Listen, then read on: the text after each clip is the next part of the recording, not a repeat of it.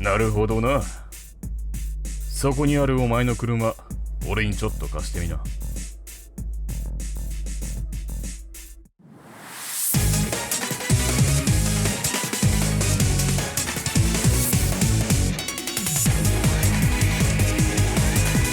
来るぞ。もう鳴り広場所できてる。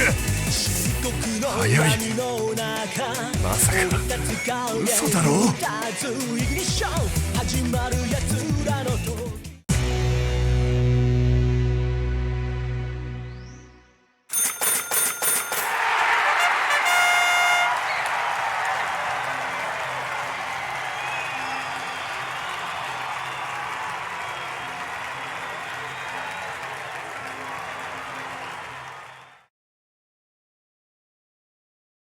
驚いたぜ。たった1回のトライアルで。さすがだな。プロともなると。俺の車でこんなレコードが出るなんて、ショックを通り越して呆れるしかないですよ。言っとくけどな大輝、今のはまだ限界ってわけじゃない。その車変な挙動が出てるぞ。ホイールバランスに偏りが出てきてる。それから当面のテーパーをもうコンマ2度寝かせればまだレコード更新の余地あるぜ。そうだろう。本当かよ。そんなことまでわかるのかよ。さすがはプロだぜ。さすがだぜ。トモさんいてくれりゃ100人いる気だぜ。プロジェクト DA のリベンジなんてわけないや。俺なら勝ったと同然だぜ。悪いけど俺は素人相手に軌道レースをやるつもりはないぜ。おいおいトモ、俺たちは今大ピンチなんだよ。お前の腕があれば楽な仕事じゃないかよ。このままじゃ東道塾のメンツが立たねえんだよ。甘ったれんじゃねえよ。負けたことがそんなに悔しけりゃなぜ負けたのかを考えてそれを次につなげていくのが本当の東道塾の精神だろ。短絡的に俺を担ぎ出す前に他にやることがあるんじゃないのか。そう思わねえのかお前ら。それが俺の答えだ。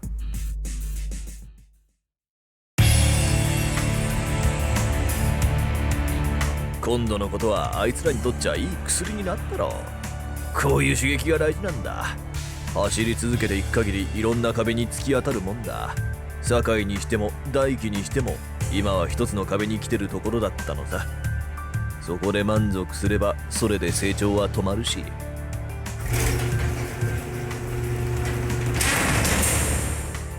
苦しんでもがくやつだけが壁を越えて上に行ける。時にはバカをやることも必要だろう。今のお前が欲しがってる答えが多分見つかるぜ。社長、こいつでぶっ飛ばせるなら答えなんてどうでもいいや。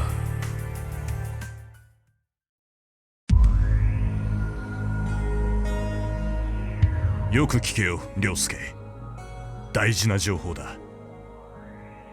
東道塾の OB から再選の申し込みが言ってるだろう。その申し込みは受けない方がいいぜ。いや、場所は問題じゃない。ドライバーが問題なんだ。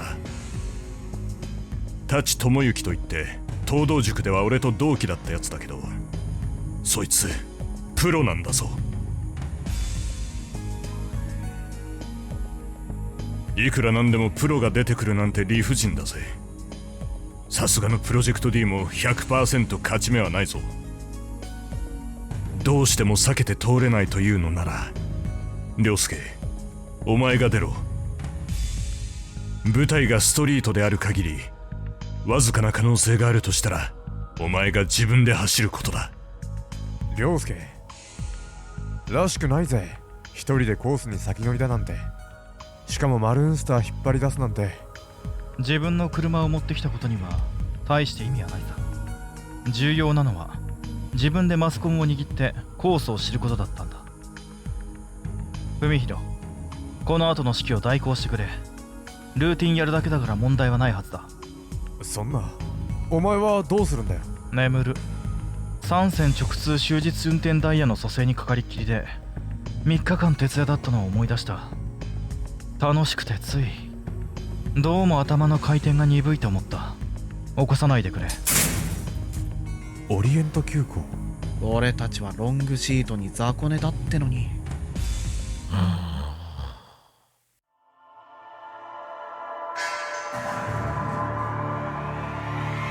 さっきから見てると2編成とも真剣に試運転やってるよな、プロジェクト D のやつら。今回はワンマッチだって通達してあるんだろ。どっちを走らすつもりなのかな。ま、どっちが出てこようが問題じゃねえけどな。こっちは友だからな、びくともしねえよ。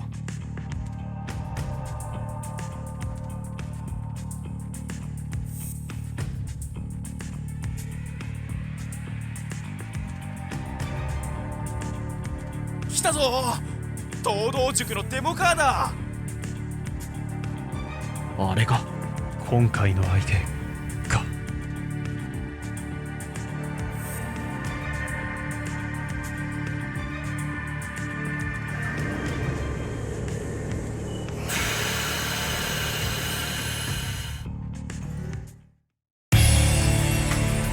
昨日からデータを見た上で俺の腹は決まった。今日は2000で行くぞ。お前だ、藤原。絶対データじゃねえだろ。ちょっと待ってくれ兄貴。説明は後だ。急いでやらなきゃいけないことがある。藤原、俺の後ろに乗ってくれ。走りながらレクチャーする。あ、久しぶり。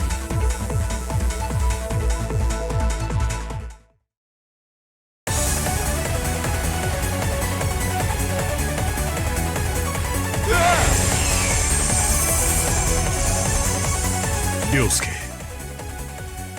確かにお前が出ろとは言ったが、それは違うぜ。さ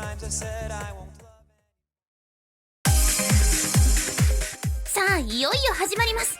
プロジェクト D vs 東道塾リターンマッチ。今回は東部東上線からお送りします。解説は高速の赤い半魚人、実はこっそり東道塾 OB エンペラーの須藤恭一さん。どうも。実況は私、東武鉄道お客様センター姫宮奈々。ゲストをお招きしております。プロジェクト D パシリ担当の中村健太さん、そして健二さんです。巻末で小芝居を披露してくださいましたが、作者がオチを忘れたためこちらにご出演です。特に話題は振りませんので、最後までそこでおとなしく座っててくださいね。それでは早速、スタートを前に緊張が高まる東武池袋駅の様子を伝えてもらいましょう。池袋駅の宿川レポーター。はい宿川です。すっごいかっこいいですね。これは職場の制服みたいなもんだから。これを着るからには遊びじゃしましょれれ。冬か何のプロなんですか。ざわざわって言うなよ。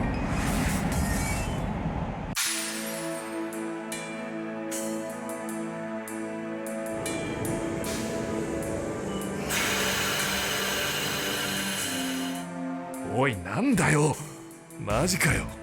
2000だと。須藤さん、これはどういうことでしょうか。抵抗者相手には抵抗者で行くってことだろう。対等かむしろ不利な条件での勝利に美学を持ってるんだ。俺に言わせりゃ青臭いだけだがな。はい、そういうことは高橋涼介に勝ってからおっしゃってくださいね。さあ、間もなくスタートです。随分と舐められたもんだぜ、友行。それならそれで面白いことになるさ。まもなく競技列車が発車いたします。行くぞ。危ないですので黄色い線の内側までお下がりください。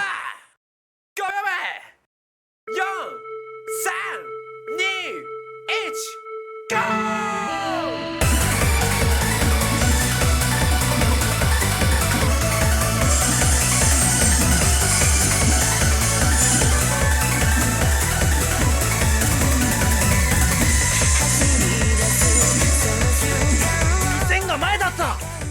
頭半分抜け出した。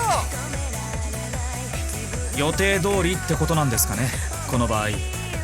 そうだろうな。なかなかいい加速をする2000だったけど、友行は全ノッチ使い切ってたかどうかは怪しいな。ここから北池袋までのわずか数秒っていう駆け引きがこのレース全体を大きく左右することもあり得る。序盤は2000が有利と見て良いのでしょうか。そいつはどうかな。バトルの立ち上がりで先行できたことは確かに有利なスタートには違いないが、ことはそれほど単純じゃない。ゼロ発進加速ってやつは車のポテンシャルがはっきりと露呈するからな。池袋から北池袋のフル加速で一歩引いた位置からじっくり観察すれば2000の戦闘力は丸裸だ。こっちの手の内を全て見せたからにはプロ相手に駆け引きで勝つチャンスはまずない。いくら藤原でも運転技術でプロを上回ることは無理だ。かといって車の戦闘力にもアドバンテージはない。そんな、それじゃあ勝つ見込みは全くないのか。そうとは言っていない。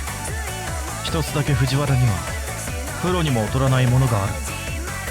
俺はそれにかけて圭介ではなく藤原を起用した。負けると決まっているバトルなんてプロジェクト D にはない。着替えたらどうだ涼介。このコース大雑把に4つのセクションに分けて攻略するんだ。スタートの池袋から成増までは狭く低速コーナーが多い。トモさんが勝負をかけるとしたらその先の第2セクション。トモさんぐらいになればある程度の道幅さえあればどこからでも仕掛けていける。第2セクションから先なら複々線でラインの自由があるからな。勝負はこのコースを1往復ってことになってるけど、ここに戻ってくるときにはどれくらい差がついているか見ものだぜ。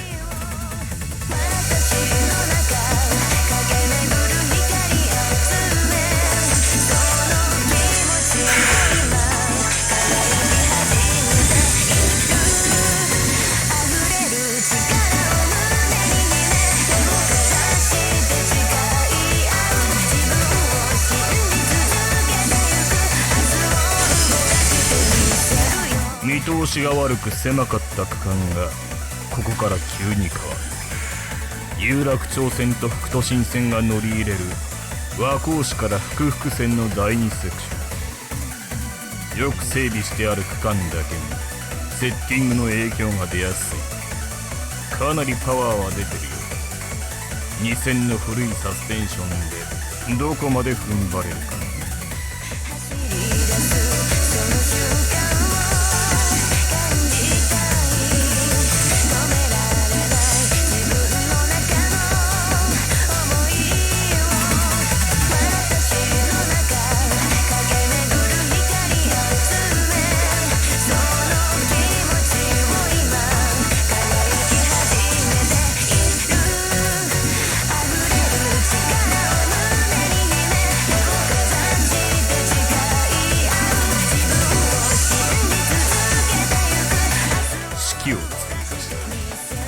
ここからは長いストレートが続く苦戦の第3セクション。どの辺まで付き合うかこの2戦。そんなに長くは付き合えない。こっちもプロとしての対面ってやつがあるからな。どこで前に出る。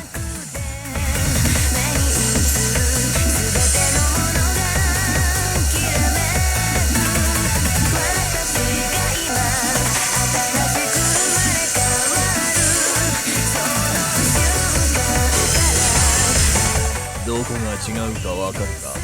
お前らの走りと友の走り。プロだからって特別な操作があるわけじゃないですからね。基本的にやってることは俺らと同じなんだけど、一連の動作の中から無駄な部分を削ぎ落としていく精度が違うんでしょうね。どうすればあんなになれるのか想像もつかないよな。トモさんはやっぱ別格ですよ。あれは天性の才能だから。アホ、そんなもんじゃねえ。速さってやつはぶっちゃけた話、経験の差で決まるんだ。ラップタイムの短縮を常に念頭に入れて走る。プロの時間感覚のシビアさはどんな練習をしたところで走り屋レベルが到底たどり着けるもんじゃねえ。走り込みの量も質もまるで違う。ドライビングに才能なんてものがあるとすれば、それはないやつよりも少しだけ上達する時間が少なく済むって程度のもんだ。努力の積み重ねをひっくり返してしまうほどの天性なんてありえない。少なくとも俺は一度もそんなものを見たことはない。わかるか大酒井。勝ち負けは経験の差だ。お前らが負けた理由がそれなら友が絶対負けない理由もそれだ。覚えておけよ。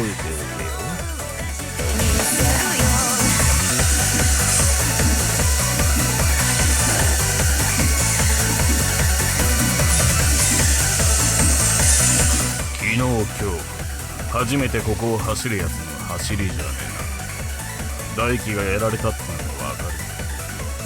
ま、下手ではねえがわからねえ。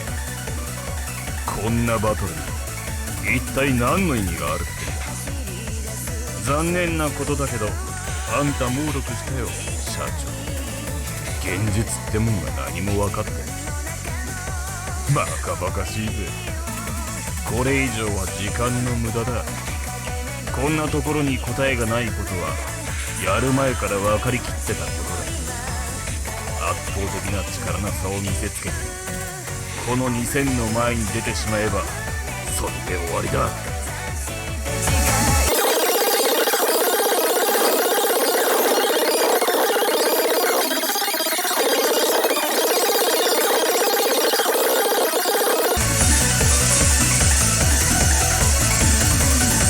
坂戸スネークヘアピンに突っ込んでくるぞ。2000がまだ前にいるのか。どういうことだ。し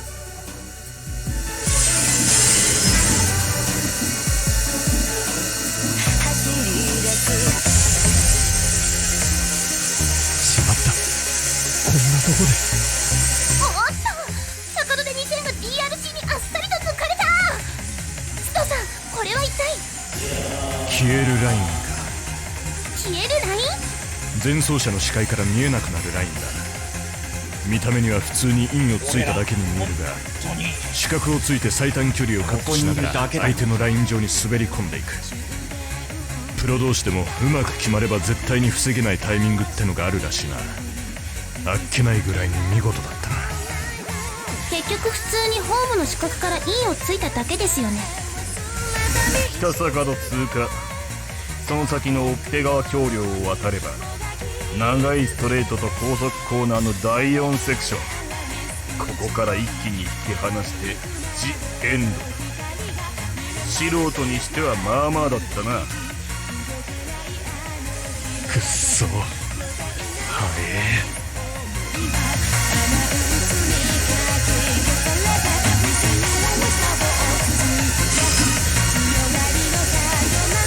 この橋を渡れば最後の高速区間。ここでついていけなきゃ後がない。頼むぜ2000。お前の心臓が頼りだ。スネークヘアピンで友が前に出たらしいぞ。どんな気分だ大輝。お前がどうしても抜けなかったあの2000が抜かれたんだぜ。どうって言われても改めてトモさんの実力を思い知らされるだけですよ。確かに俺はあの2000を抜こうとして抜けなかった。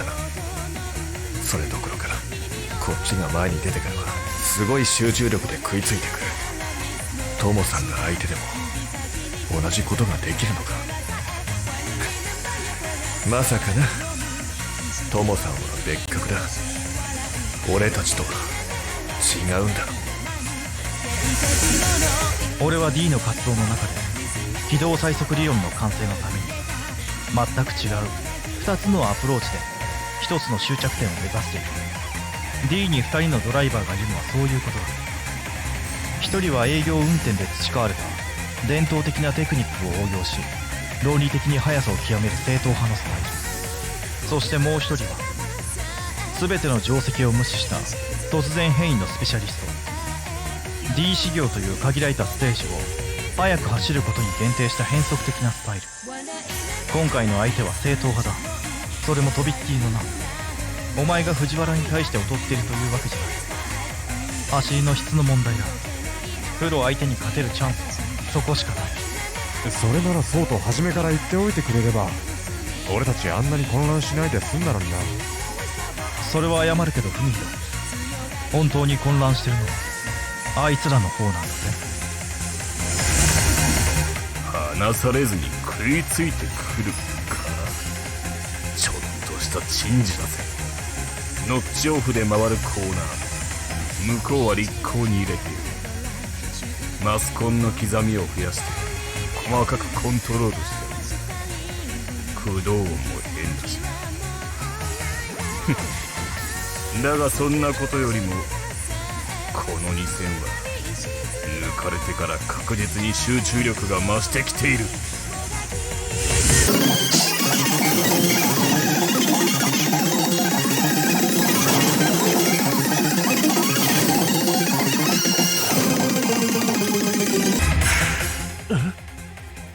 なんだあれ。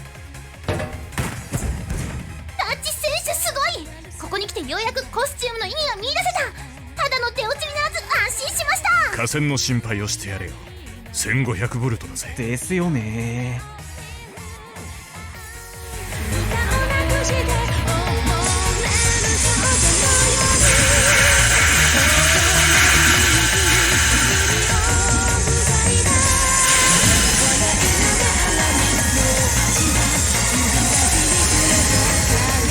涼介、教えてくれよ。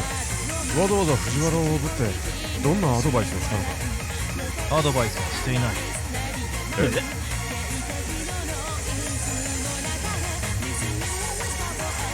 そうか。涼介が先乗りして作り上げたコースの攻略を見せれば、藤原はそれをすぐ自分の走りに応用していける。ピンポイントのアドバイスをせずトータルなレベルの底上げをさせるための同情走行だったのか。そういうことにしておこ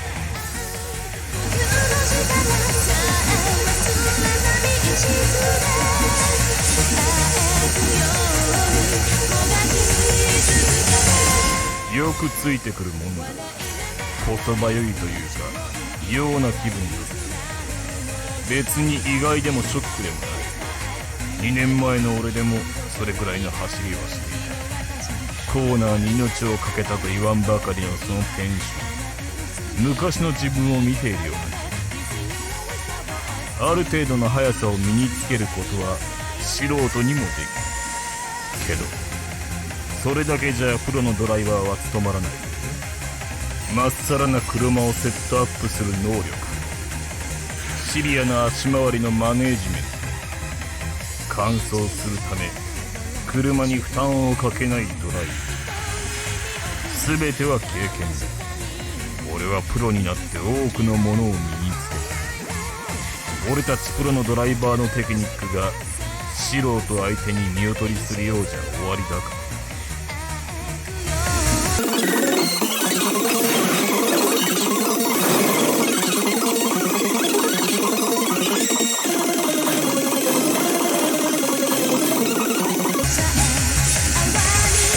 とてもじゃないけど飛び込めそうにない。この人には俺の動きは手に取るように見えてるんだ。絶対にスペースを空けてもらえない。どうする。見えなければいいんだ。さっき俺がやられた時みたいに相手の視界から消えれば、一つ思いついた方法があるんだ。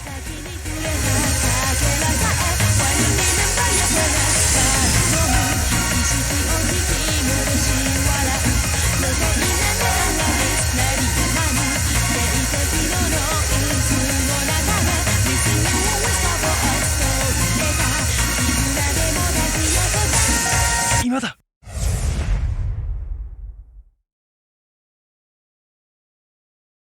いない。北坂戸までは確かに後ろにいた。どこかで止まっちまったのか。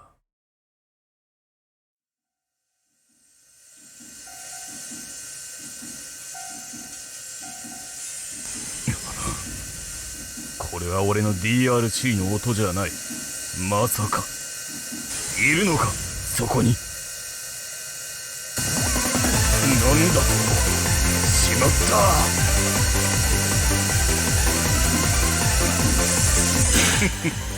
この真っ暗な軌道を全消灯を消して追ってくるとは。やられたぜ。さすがにこんなのは見たことも聞いたこともない。ついさっき俺がやってみせた消えるラインの応用のつもりなのか。 D 仕様でしか使えない奇想天外な忍者戦法だ。社長が俺に何を見せたかったのかだんだん分かってきた。こっからは遠慮しねえぜ。やっと面白くなってきたよ社長。本気でやらせてもらうか。引き返された。トモさんがなんだと笑いごっちゃないでしょ社長。そう目くじら立てて騒ぎなさんな。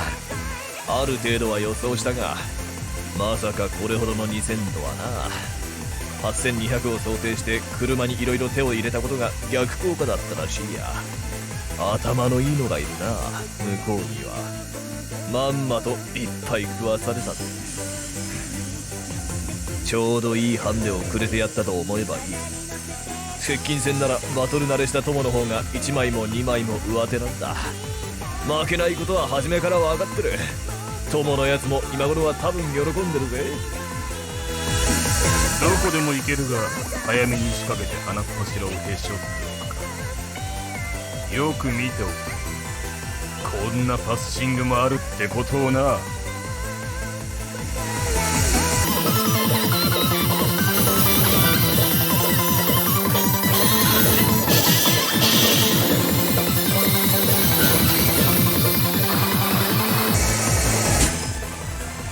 脱線させるほど強くは押していない。相手の姿勢を一瞬崩してやるだけで乱れた挙動が回復するまでは一向できない。こっちはただ空いた軌道を全開で進むだけでイージーに前に出られる。悪く思うなよ。これぐらいはあっちの世界じゃ日常茶飯事だぜ。ERC が2000を再び抜いた。あまりにもあっさりと追い抜きの C を見せつけてくれません。 D のドライバーもよくやってるが相手が悪い。くぐった修羅場の数が違う。からの馬面はぎ。さあ2000を再び ERC を追撃。馬面はぎ。残すところ3分の1、逆転のチャンスを伺います。馬面はぎ。川越市を過ぎればその先は東上線最高速区間。ここではこっちの方が速いのは下りで確認済みだ。俺が前にいればはっきりと差が出る。そっちの車の戦闘力は 100% 把握してるんだ。友よ、万が一を考えて奥の手を用意した。こいつを使えばどんな不利な状況でも 100% 逆転できる。しかしだ、いいか、何があっても絶対に押すんじゃないぞ。絶対に押すなよ。これでこいつを使わずに済むぜ。すっげえ嫌な予感がするし。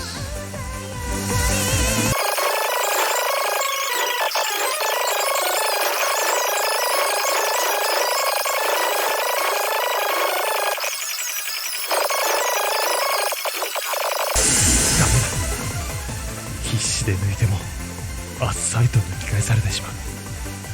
まるで分厚い鉄の壁にぶつかってもがいているみたいな嫌な手応えだぜ。ふくふく線区間がもうじき終わる。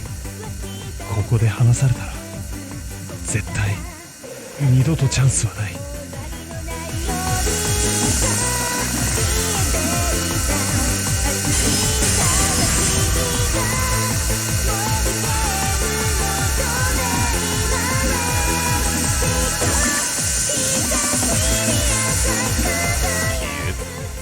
またそれかよ。プロをなめるなよ。同じ手は二度と食わないぜ。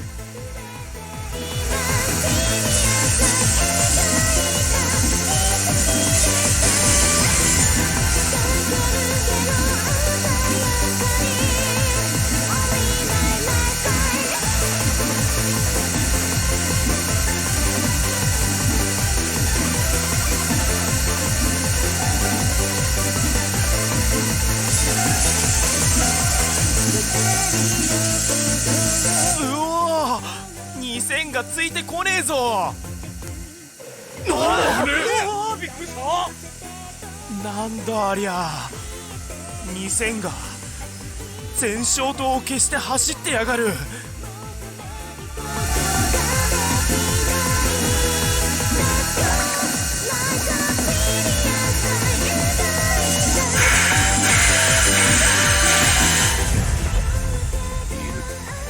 ついてきてる。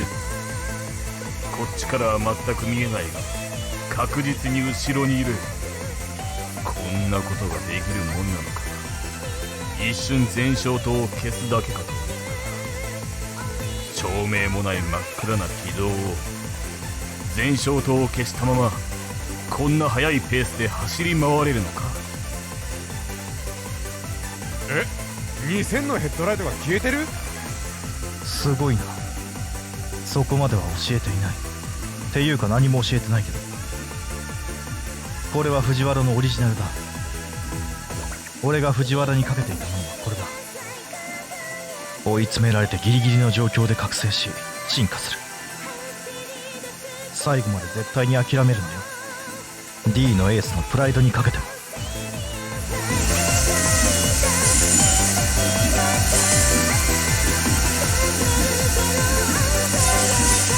参ったぜ。ここまでやられちゃあな。マジでたまげてるぜ。すげえよお前は。だが狭いこのセクションに入ってしまえばもう追い抜きのポイントはないんだ。勝つのは俺だぜ。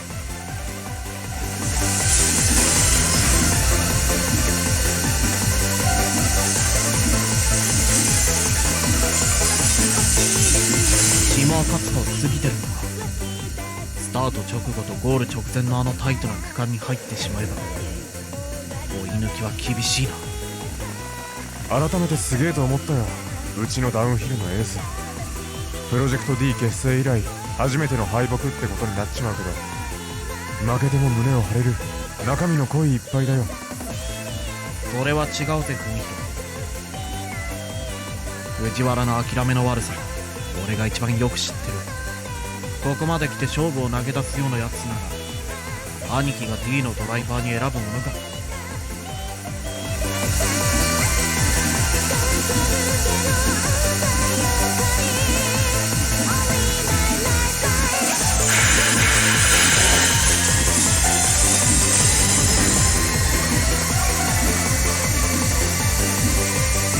ールはもうすぐそこだ。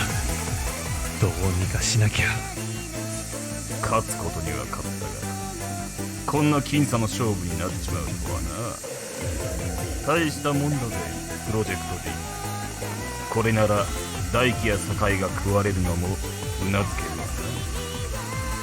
見つけなきゃチャンスを。諦めないぞ。隙があれば絶対行く。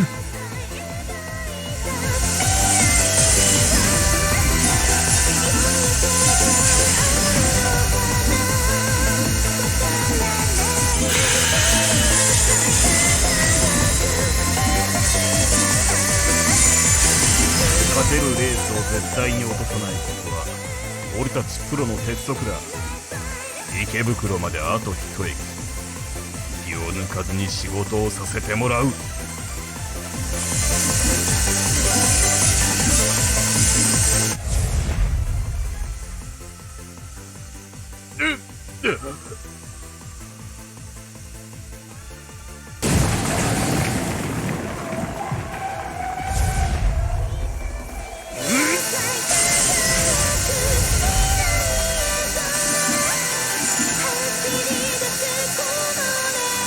横一線で並んできますよ。まだ減速してません。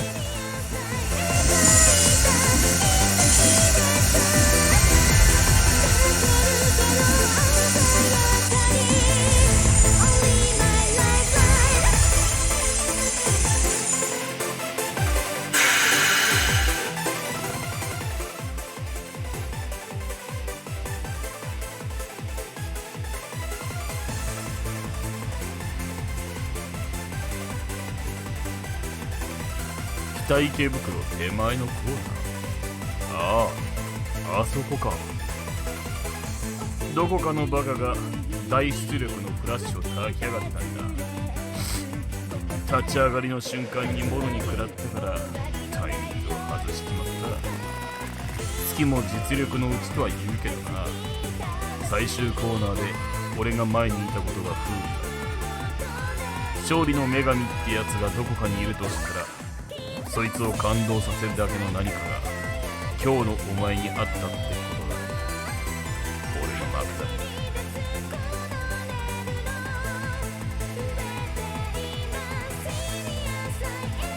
ご苦労さん、よくやったぞ。これは北池袋で DRC に肉薄する2000の融資だ。 DRC が邪魔で取れなかったが。あ、おい、北池袋でバカでかいフラッシュを浴びせたのはお前か。お前ものすごく邪魔だったぞ。邪魔って何言ってんだ。バトルなんだからかぶるのは当たり前だろうが。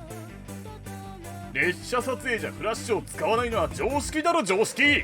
鉄道マンのくせにわかんねえのかよ。アホ、バカ、カス、青シャツ、うんこ色のオーバードライブ。おお、何しやがんだこの野郎。貸すぞ。友、こんな時こそこれを使え。社長。